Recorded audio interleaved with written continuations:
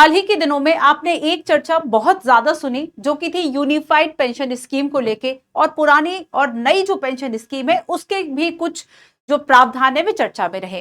Pension एक सामाजिक सुरक्षा के रूप में देखा जाता है कि एक रिटायरमेंट के बाद आपको एक निश्चित राशि जो है वह मिलती है जो आपको सामाजिक आर्थिक सुरक्षा देती है। तो देखो, हाल ही में जो एकीकृत पेंशन योजना यूनिफाइड पेमेंट स्कीम जो है वह आई हुई है, आखिर इसका क्या कारण है?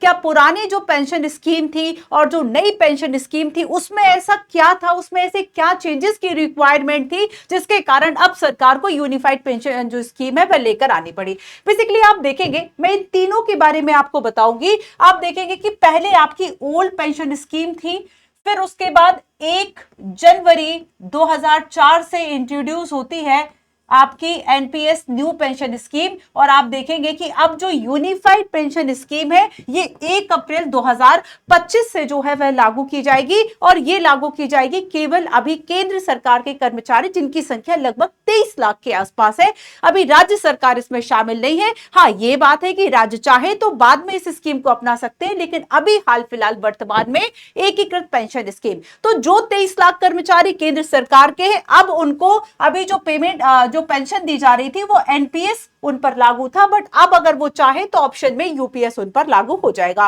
बेसिकली आप देखेंगे कि जब 1 जनवरी 2004 को न्यू पेंशन स्कीम जो है वह लागू की गई तो इसमें कई ऐसे प्रावधान थे जिसके तहत लोग इसको नापसंद कर रहे थे, और ऐसे में इसमें लंबे समय से सुधारों की मांग चल रही थी, और सरकार के द्वारा फिर जो हमारे फाइनेंस सेक्रेटरी ऑफ इंडिया है जो कि सिंस 2021 से है, टीवी सोमनाथ, इनकी अध्यक्षता में एक कमेटी बनाई गई और इनके द्वारा इस चीज को रिकमेंड किया गया कि अब एक यूपीएस जो है, एक जो यूनिफाइड पेमेंट स्कीम है, हमें इसकी आवश्यकता है।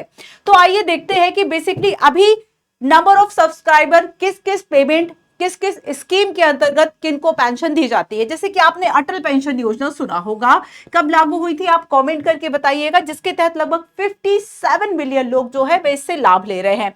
एनपीएस स्वावलंबन की बात करें 3.3, all citizen voluntary 3.7, corporate sectors की बात करें 2.1, state government employ 6.7, central government 2.7। तो यहां पर ये जो सेंट्रल गवर्नमेंट के एम्प्लॉयज है इनके लिए यूपीएस की जो बात है वह की गई।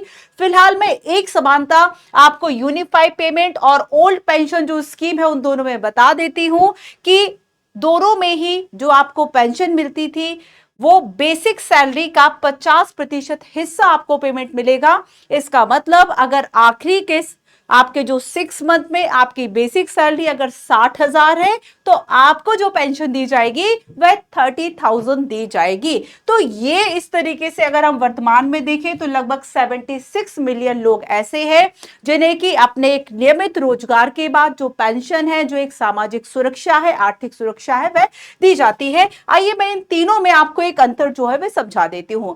देखो, यूपीएस जो कि हमने जाना अप्रैल 2025 से लागू होगी। अभी केंद्रीय कर्मचारियों के लिए न्यू पेंशन स्कीम के तहत इसमें प्रॉब्लम ये थी, बच्चों की एक निश्चित पेंशन नहीं दी जाती थी, और जो सैलरी का एक योगदान है, सैलरी से योगदान जो कर्मचारी है वह भी इसमें अपना कर रहे थे, उस बात को लेकर भी प्रॉब्लम थी। तो लंबे समय से जब इसमें सुधार की मांग आई तब जाके यूपीएस जो है इसको सरकार इंट्रोड्यूस करती है, और 1 जनवरी 2004 से जो एनपीएस है ये लागू था। आइए मैं आपको कुछ प्रावधान दिखाती हूं कि जो यूपीएस है, यूपीएस स्कीम जो है इसमें क्या क्या प्रावधान है। तो सबसे पहली बात है कि एक ये पेंशन स्कीम है, मतलब आफ्टर रिटायरमेंट आपके पास जो एक निश्चित धनराशि है, निश्चित इस तरह से पहले पेमेंट आती थी, अब आपके पास पेंशन आएगी, है ना। तो इस पेंशन की बात जो है वह की गई, और एक यूनिफाइड पेंशन स्कीम, ठीक है। अभी फिलहाल ऑप्शन दिया गया है कि जो केंद्रीय कर्मचारी है वह चाहे तो न्यू पेंशन स्कीम के तहत ही ले सकते हैं अपनी पेंशन, या फिर वह यूपीएस के तहत ले सकते हैं। जिन लोगों ने अभी तक के समय में अगर एनपीएस से वह लाभ ले रहे थे तो अपना जो एडजस्टमेंट है वह करके वह खुद को इसमें ट्रांसफर कर सकते हैं। तो अभी एक ऑप्शन दिया गया है। देखो, तो बेसिकली आप देखेंगे कि इसमें अगर हम पेंशन की बात करें तो कितनी मिलेगी, 50% पेंशन मिलेगी, और ये पेंशन कैसे दी जाएगी कि आखिरी 12 महीने की आपकी जो एक बेसिक सैलरी है, बेसिक सैलरी का 50% आपको दिया जाएगा। इसके अलावा देखो, इसके लिए एक शर्त रखी गई है कि कम से कम आपने जो 25 साल है वह जॉब किया हो। 25 वर्ष, है ना, एक शर्त रखी है कि बेसिकली 50% पेंशन उन लोगों को मिलेगी जिन्होंने सेवा में 25 साल जो है वे दिए हैं। पर कुछ कर्मचारी ऐसे भी हो सकते हैं जिन्होंने 25 नहीं बल्कि केवल 11 साल सैलरी 11 साल जो है वह सेवा दी हो, है ना। तो अगर 10 साल से ज्यादा और 25 साल से मान लीजिए किसी की कम नौकरी है, ऐसे में अगर उसकी औसत पेमेंट 50,000 है तब उसको 10,000 न्यूनतम मिलेगी। तो यहां पर क्या है कि अगर 10 साल से ज्यादा है लेकिन 25 साल से कम है, तब क्या सरकार ऐसे लोगों के लिए पेंशन की बात कर रही है? बिल्कुल। तो कितना भी कम आपकी सैलरी हो, पर 10,000 रुपए की आपको जो पेंशन है वह मिलेगी। और इसके साथ जो इन्फ्लेशन की अगर हम बात करें, ठीक है, जो महंगाई भत्ता है वो भी इसमें ऐड किया जाएगा। इसके अलावा इसमें एक और सुरक्षा दी गई है कि पेंशन तो कर्मचारी को मिलेगा, लेकिन अगर कर्मचारी की मृत्यु हो जाती है तब क्या पारिवारिक पेंशन, पारिवारिक सुरक्षा की भी बात की गई? बिल्कुल की गई। लेकिन यहां पर आप देखो कि परिवार को जो पेंशन दिया जाएगा वो फिर 50% नहीं होगा, बल्कि इसमें आप देखेंगे कि ये पेंशन का 60% होगा।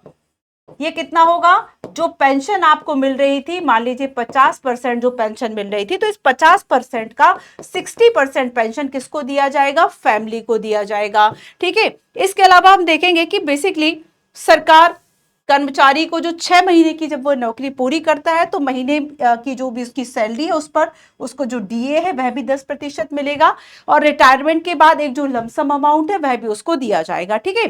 तो यहाँ पर ये 4-5 इसके जो इंपॉर्टेंट पॉइंट्स है कि अगर हम एकीकृत pension scheme, unified pension scheme की बात करें तो क्या क्या इसके इंपॉर्टेंट पॉइंट है, आपको इसको ध्यान में रखना है। प्रीलिम्स मेंस दोनों के हिसाब से इंपॉर्टेंट है। ठीक है। देखो, अगर हम बात करें पुरानी पेंशन स्कीम की जो कि 1 जनवरी 2004 तक लागू थी, उसके बाद नई पेंशन स्कीम आ गई थी। तो पुरानी पेंशन में देखो सरकार द्वारा भुगतान की जाने वाली ये पेंशन थी और इससे करदाताओं पर एक जो बोझ है वह हो रहा था। अब राष्ट्रीय पेंशन योजना की हम बात करेंगे अगर, है ना, तो यहाँ पर ये जो न्यू पेंशन स्कीम आती है, ये जो राष्ट्रीय पेंशन स्कीम 2004 आती है, इसमें सरकारी अंशदान कितना था? 14% था। कर्मचारी का अंशदान जो है वह 10% था। और ऐसा नहीं है कि एकीकृत में है, नहीं, ये जो 2024 से है इसमें आप देखेंगे कि 18% इसमें सरकारी जो अंशदान है वह बढ़ा दिया गया और कर्मचारी का अंशदान इसमें 10% ही है। ठीक है। तो यहाँ पर ये 2-3 बातें आपको थोड़ा सा इसमें एक जो डिफरेंस है वह भी इसमें ध्यान रखना है। ठीक है। क्लियर है? तो ये था हमारा यूपीएस के बारे में। अगर आपको लगता है कि इसमें अभी भी कोई डाउट आपका रह गया तो आप कमेंट कीजिएगा, कमेंट सेक्शन से हम आपको जरूर जो कंसर्न्स है वह देखेंगे। इसके अलावा अगर कोई और टॉपिक आपको लगता है कि इस पर आपको वीडियो या क्लैरिटी चाहिए तो आप कमेंट करके बता सकते हैं। Thank you.